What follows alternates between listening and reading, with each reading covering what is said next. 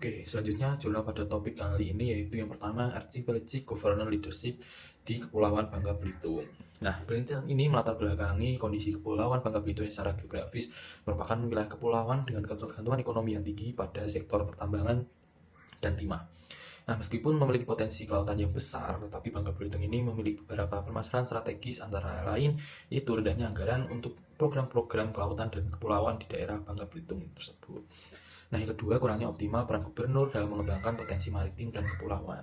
Yang ketiga, masalah sosial ekonomi seperti angka kemiskinan dan pengangguran yang tinggi di Pulau Bangka Belitung, serta fluktuasi harga komoditas lokal akibat perlambatan ekonomi global di Kepulauan Bangka Belitung. Nah, yang keempat itu visi misi pemerintah daerah yang dinilai belum cukup kuat dalam menjadikan Bangka Belitung sebagai wilayah kepulauan yang sukses. Nah, selanjutnya metodologi penelitian. Hal ini menggunakan pendekatan metode kualitatif dan pendekatan analisis deskriptif untuk mengeksplorasi realitas kepemimpinan tata kelola kepulauan secara mendalam. Nah, pada penelitian ini menggunakan jenis data primer yaitu dengan wawancara dengan 6 informan kunci pejabat daerah, terutama gubernur dan wakil gubernur dan tokoh masyarakat. Nah, untuk data sekundernya sendiri merupakan diambil dari literatur, dokumen pemerintah, data statistika, dan arsip media. Nah, untuk metode analisis datanya kualitatif deskriptif yaitu mengeksplorasi realitas kepemimpinan secara mendalam dan menggunakan teknik sampling yaitu purpose sampling atau informan kunci dan snowball sampling atau tokoh masyarakat. Nah, tujuan dari metode penelitian ini yaitu menganalisis kepemimpinan tata kelola Kepulauan Bangka Belitung dan merumuskan model baru yaitu Archipelagic Government Leadership atau disebut MGL. Nah, hasil dan temuan dari penelitian ini menghasilkan sebuah model kepemimpinan baru yang disebut Archipelagic Government Leadership Model. Yang temuan utamanya itu meliputi yang pertama itu definisi kepemimpinan kepulauan, yang dimana kemampuan kepala daerah untuk menggabungkan pengelola wilayah air dan darat secara proporsional. Yang kedua, adanya dimensi model MGL. Model ini mencakup 4 pilar utama, yaitu pemimpin yang tegas dan fleksibel.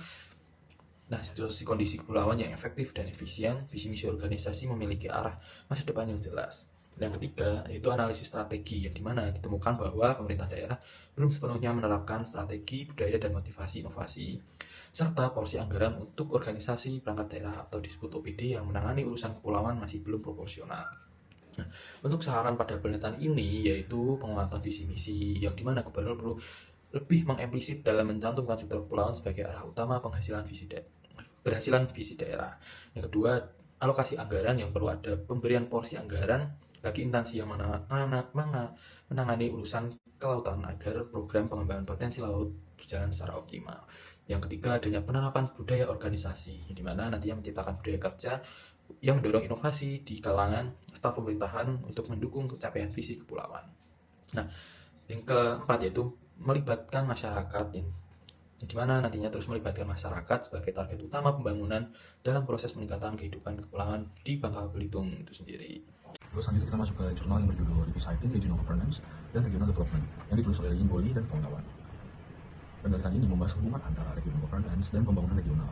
Yang dimaksud governance ini bukan hanya pemerintah, namun mencakup kualitas institusi, kebijakan, koordinasi antar wilayah. Penulis menekankan bahwa pembangunan regional tidak hanya ditentukan oleh faktor ekonomi, namun juga disuplai oleh kebijakan yang dikelola secara efektif di daerah. Terus selanjutnya, penelitian ini dilakukan karena masih banyak keterbatasan studi yang melihat governance secara komprehensif.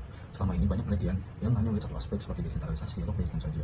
Padahal dalam kondisi aktualnya, berbagai faktor governance saling interaksi. Oleh karena itu, penelitian ini melihat bagaimana kombinasi antara faktor tersebut mempengaruhi pembangunan regional. Metodologi yang digunakan ini adalah Fixed Effect dan IMM, serta machine learning. Tujuannya untuk memastikan hasil yang robust dan mampu menangkap hubungan jangka panjang serta interaksi antar variabel. Penelitian ini menggunakan data panel dari Provinsi China selama 2001 sampai 2022. Variabel yang digunakan adalah GDP per kapita untuk pertumbuhan dan income per kapita untuk kesejahteraan. Lalu selanjutnya kita masuk ke gambar pertama yang menunjukkan kerangka penelitian. Governance dibagi menjadi dua bagian utama, yaitu governance input dan seperti pendidikan, inovasi, regulasi lingkungan, serta governance structure seperti desentralisasi fiskal dan kerjasama antar wilayah. Kedua komponen ini kemudian mempengaruhi pertumbuhan ekonomi dan kesejahteraan. Yang penting di sini adalah adanya interaksi antara faktor yang disebut sebagai coupling effect. Selanjutnya pada gambar kedua, terlihat bahwa GDP per kapita di seluruh provinsi China meningkat secara signifikan selama periode penelitian. Ini menunjukkan bahwa secara umum terjadi pertumbuhan ekonomi, namun jika diperhatikan lebih detail lagi, terdapat perbedaan antar wilayah yang menunjukkan adanya ketimpangan regional. Lalu kita masuk slide selanjutnya, di gambar ketiga menunjukkan trade income per kapita yang juga meningkat. Ini berarti kesejahteraan masyarakat mengalami peningkatan, namun seperti GDP yang sudah dibahas sebelumnya, peningkatan ini tidak merata, yang menunjukkan bahwa pembangunan regional memiliki ketimpangan. Terus selanjutnya pada gambar 4 dan 5 terlihat ada hubungan antara governance dan GDP serta welfare. Hasil yang menunjukkan hubungan positif yang dapat diartikan sebagai semakin baik kualitas governance, maka pertumbuhan ekonomi dan kesejahteraannya juga meningkat. Ini menguatkan bahwa governance bukan hanya faktor penting dalam pembangunan regional. Lalu hasil refleksinya terdapat dua temuan utama. Yang pertama, pendidikan dan desentralisasi fiskal memiliki pengaruh positif yang signifikan terhadap pertumbuhan dan kesejahteraan. Lalu selanjutnya, regulasi lingkungan juga memberikan dampak positif, terutama terhadap kesejahteraan. Ketiga, inovasi justru menunjukkan pengaruh negatif terhadap GDP dalam jangka pendek. Yang terakhir, kerjasama antar wilayah tidak ditunjukkan oleh pengaruh yang signifikan. Lalu masuk ke coping effect-nya, hal yang paling penting dari penelitian adalah coping effect, atau yang sebelumnya disebut sebagai interaksi antar variabel governance. Contohnya, kombinasi dan inovasi dan pendidikan memberikan dampak positif terhadap pertumbuhan, namun kombinasi pendidikan dan desentralisasi justru memberikan dampak negatif. Ini menunjukkan bahwa kebijakan tidak bisa berdiri sendiri, namun harus dirancang secara sinergis dengan institusi lainnya. Lalu kita masuk ke tabel keempat, yang menunjukkan perbedaan antar wilayah. Wilayah timur memiliki governance yang paling efektif, wilayah barat lebih dipengaruhi oleh pendidikan dan fiskal, sedangkan wilayah timur laut menunjukkan efektivitas governance sangat lemah. Ini menunjukkan bahwa efek governance tidak sama di tiap wilayah. Lalu kesimpulan dari penelitian ini adalah governance memiliki pengaruh positif terhadap pertumbuhan dan ekonomi dan kesejahteraan. Faktor yang paling penting adalah pendidikan dan desentralisasi fiskal. Selain itu, interaksi antar kebijakan juga sangat menentukan. Yang dapat diartikan, pembangunan regional membutuhkan kombinasi kebijakan yang tepat sesuai dengan kondisi wilayah. Dari penelitian ini dapat disimpulkan bahwa pembangunan regional tidak hanya soal ekonomi, namun juga tentang kualitas institusi dan koordinasi kebijakan. Implikasinya apa? Yaitu pemerintah perlu memperkuat governance secara menyeluruh, bukan hanya fokus pada satu aspek. Selanjutnya, jurnal ketiga dalam kelompok kami yang berjudul Regional Climate Policy Network and Media Visibility, Multilevel Governance and Discursive Dynamics in Atlantic Canada, di mana jurnal ini coba untuk menjelaskan peran aktor politik di berbagai level di negara Kanada dalam menentukan kebijakan iklim di Kanada terkait kebijakan climate change.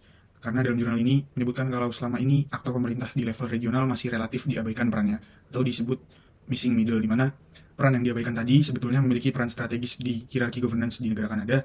Terlebih juga negara Kanada ini sebagai negara yang federal, di mana pemimpin provinsinya mempunyai wewenang atau kekuasaan dalam kebijakan terutama di wilayahnya. Jurnal ini juga menentukan studi kasus di salah satu wilayah negara Kanada, yaitu Atlantik Kanada, di mana wilayah ini mencakup 4 provinsi dalam negara Kanada. Kenapa pada akhirnya jurnal atau penelitian ini dilakukan? Karena untuk menjawab 3 permasalahan atau pertanyaan penelitian. Yang pertama adalah bagaimana aktor dari skala politik yang berbeda tertanam dalam jaringan kebijakan iklim regional di Kanada Atlantik melalui pengaruh, komunikasi ilmiah, hubungan kolaboratif, dan juga visibilitas media. 2. Bagaimana keterkaitan jaringan kebijakan aktor dari segala yang berbeda selaras dengan visibilitas media mereka. Lalu yang terakhir, bagaimana 3 sumbu utama wacana perubahan iklim, konsensus ilmiah, pertumbuhan hijau, dan keadilan iklim diartikulasikan dalam jaringan kebijakan dan wacana media. Jurnal ini memakai 2 metodologi penelitian yang penting, di mana yang pertama adalah policy network analysis, yang digunakan untuk memahami siapa yang berpengaruh dalam proses pembuatan kebijakan dan bagaimana kebijakan itu terbentuk dengan melihat hubungan antar aktor yang ada. Lalu yang kedua adalah discourse network analysis, di mana tujuannya untuk menganalisis bagaimana keyakinan dan wacana kebijakan antar aktor saling selaras atau bertentangan, sehingga dapat menjelaskan bagaimana ide dan narasi membentuk koordinasi maupun konflik dalam proses pembuatan kebijakan. Hasil temuan yang pertama coba untuk menjelaskan perbandingan tiap aktor di berbagai skala politik dari internasional sampai lokal dalam 4 aspek yang ada di dalam penelitian. Dan di mana di aspek pertama dan kedua ternyata aktor internasional dan nasional yang dipercaya menjadi sumber untuk informasi ilmiah terkait climate change dan ternyata mempunyai pengaruh yang paling besar dalam pembuatan kebijakan. Lalu aspek yang ketiga terkait hubungan kolaborasi, aktor regional lah yang mempunyai nilai tertinggi karena memang aktor regional seringkali menjadi untuk penghubung antara aktor-aktor lainnya dalam pembuatan kebijakan. Lalu yang terakhir, aspek terkait visibilitas media, di mana aktor regional dan nasional memiliki nilai yang hampir setara karena seringkali untuk ada di media dalam menyampaikan progres pembuatan kebijakan. Lalu hasil temuan yang kedua adalah hasil dari analisis MDS, di mana di klaster 1 yang berwarna merah ini didominasi oleh aktor pemerintah dan juga politik, yang posisinya saling berdekatan. Hal ini menunjukkan kalau mereka, aktor pemerintah dan juga politik, memiliki hubungan yang kuat, sering berinteraksi dan berada di pusat jaringan kebijakan. Lalu yang kedua adalah klaster 2, yang berwarna biru, berisi NGO, research, dan beberapa pemerintah, tetapi posisinya lebih menyebar dibandingkan klaster 1 tadi, karena mereka terlibat dalam jaringan kebijakan namun tidak sekuat atau sedekat aktor-aktor yang ada di klaster 1. Lalu yang terakhir adalah klaster 3 yang berwarna hijau, didominasi oleh universitas dan beberapa NGO, dan cenderung terpisah dari klaster lainnya. Ini menunjukkan kalau mereka memiliki posisi yang unik dalam jaringan kebijakan, tetapi lebih fokus pada pencarian pengetahuan atau informasi sumber ilmiah dibanding kekuasaan. Hasil yang terakhir dalam jurnal ini coba untuk menjelaskan hubungan antar variabel yang ada dan yang dipakai di dalam jurnal yang saya pilih. Dan ada 2 poin penting hubungan antar variabel yang ada. Yang pertama di sini adalah variabel saintifik dan juga influence yang memiliki nilai correlation sebesar 0,739, di mana artinya adalah aktor yang sering membawa atau mempunyai informasi terkait sains yang berhubungan dengan climate change akan lebih berpengaruh dalam pembuatan kebijakan. Lalu yang kedua adalah hubungan variabel saintifik terhadap degree, di mana mempunyai nilai correlation sebesar 0,491, yang mana artinya aktor yang sering membawa informasi terkait sains atau berhubungan dengan climate change akan lebih memiliki hubungan yang tinggi dengan aktor-aktor lainnya dalam pembuatan kebijakan di negara Kanada ini. Lalu yang terakhir, jurnal ini coba menyimpulkan kalau dalam tata kelola iklim multilevel, tingkat regional merupakan missing middle, yang mana aktor regional ini memiliki peran yang sentral terutama dalam jaringan kolaborasi dan visibilitas media. Meskipun demikian, mereka cenderung kurang dianggap berpengaruh dan jarang menjadi sumber utama informasi ilmiah yang berhubungan dengan climate change dibanding aktor-aktor lainnya. Jurnal ini juga menunjukkan kalau visibilitas media dapat menjadi sumber daya penting yang memperkuat kapasitas aktor regional dalam governance. Selain itu, terdapat perbedaan struktur antara aktor negara yang lebih terhubung dan dominan dengan aktor non-negara yang lebih tersebar. Secara keseluruhan, temuan ini dalam jurnal ini menegaskan kalau dinamika governance, leadership, dan kapasitas lembaga regional sangat menentukan dalam pembentukan kebijakan, serta bahwa peran regional perlu lebih diperhatikan dalam analisis dan desain kebijakan pembangunan di negara Kanada. Ya, Assalamualaikum warahmatullahi wabarakatuh. Perkenalkan, nama saya Raffi Akmalaulia dengan NIM akhir 169. Di sini aku ingin membahas tentang governance, leadership, dan regional agencies berdasarkan jurnal Bentley et al. Tahun 2016, yang mana membahas hubungan antara sistem pemerintahan dan kapasitas leadership di tingkat daerah. Oke, masuk ke dalam pendahuluan. Dalam beberapa tahun terakhir, peran leadership dalam pembangunan daerah semakin penting, terutama dalam konsep ekonomi regional. Tidak cukup hanya untuk memiliki kebijakan yang baik, tapi juga dibutuhkan kepemimpinan yang mampu mengarahkan dan mengeksekusi pembangunan. Namun, leadership di tingkat daerah tidak berdiri sendiri. Kemampuannya sangat amat dipengaruhi oleh sistem governance, khususnya hubungan antara pemerintah pusat dan daerah. Dari sini, muncul pertanyaan penting dari saya sendiri, apakah daerah yang memang benar-benar punya ruang untuk memimpin pembangunannya wilayahnya sendiri? Masuk ke dalam latar belakang, meskipun banyak negara sudah menerapkan desentralisasi, pada kenyataannya pemerintah pusat masih memiliki kontrol yang cukup kuat. Akibatnya, pemerintah daerah seringkali hanya menjalankan kebijakan dari pusat, bukan benar-benar mereka membuat keputusannya sendiri. Hal ini menyebabkan pembangunan daerah kurang sesuai dengan kebutuhan lokal dan menjadi tantangan dalam mencapai pembangunan ekonomi regional yang efektif. Masuk ke dalam metodologi, penelitian ini menggunakan pendekatan kualitatif dengan studi kasus. Kasus yang dianalisis adalah Local Enterprise Partnerships atau LEPS di Inggris, yaitu lembaga daerah yang berperan dalam mendorong pertumbuhan ekonomi wilayah. Melalui studi ini, peneliti ingin melihat bagaimana sistem governance mempengaruhi kapasitas leadership di tingkat daerah.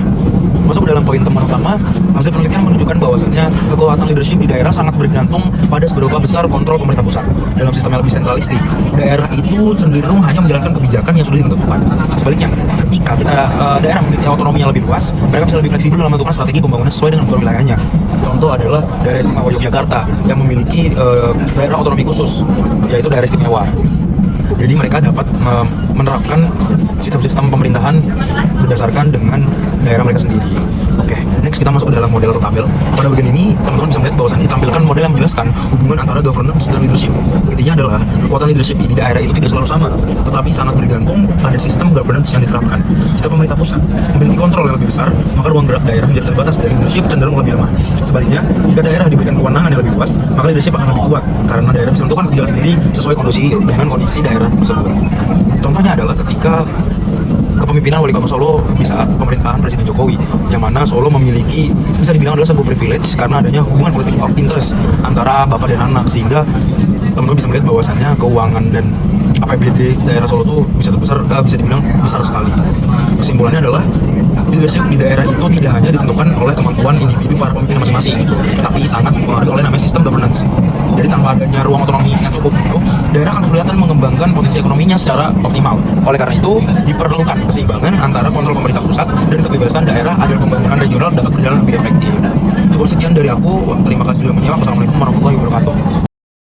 Oke, untuk jurnal kelima, yaitu Governing Climate Change in Cities by Kern and Albert pada tahun 2019 saya pilih, memiliki latar belakang perubahan iklim merupakan isu global yang semakin kompleks dan tidak bisa ditangani hanya oleh satu level pemerintahan. Selama ini, kebijakan iklim sering dianggap didominasi oleh pemerintah pusat, padahal sebenarnya pemerintah lokal juga memiliki peran yang sangat penting dalam mengimplementasikan dan mengembangkan kebijakannya. Kondisi ini menunjukkan pentingnya pendekatan multi-level governance, yang dimana berbagai aktor di level berbeda saling berinteraksi dalam proses kebijakan. Selanjutnya, untuk pendahuluan, jurnal ini membahas bagaimana pemerintah lokal atau kota berperan dalam kebijakan perubahan iklim dalam konteks sistem pemerintahan yang bersifat multi-level. Nah, fokus utama penelitian ini adalah untuk melihat apakah aktor lokal hanya berfungsi sebagai pelaksana kebijakan dari pemerintah pusat atau justru memiliki peran yang lebih aktif sebagai penggerak dalam proses governance. Nah, selain itu, peneliti ini juga menyoroti bagaimana kepemimpinan aktor lokal muncul melalui berbagai bentuk tindakan dan kolaborasi dalam kebijakan iklim. Nah, kenapa penelitian ini dilakukan? Tujuan penelitian ini dilakukan adalah untuk memahami secara lebih mendalam bagaimana peran pemerintah lokal dalam kebijakan perubahan iklim. Yang pertama, untuk melihat bagaimana aktor lokal berkontribusi dalam proses governance di tengah sistem yang melibatkan banyak level pemerintahan. Kedua, untuk mengetahui sejauh mana mereka mampu mempengaruhi kebijakan, baik melalui regulasi, inisiatif, maupun kerjasama dengan aktor lain. Ketiga, untuk mengidentifikasi bentuk kepemimpinan yang muncul dari aktor lokal dalam menghadapi isu perubahan iklim. Nah, metode penelitian yang dipakai ada 3, yaitu multi-level governance, studi kasus kota, dan analisis kebijakan. Multi-level governance digunakan untuk memahami hubungan antar level pemerintahan dalam kebijakan perubahan iklim, mulai dari pusat hingga lokal.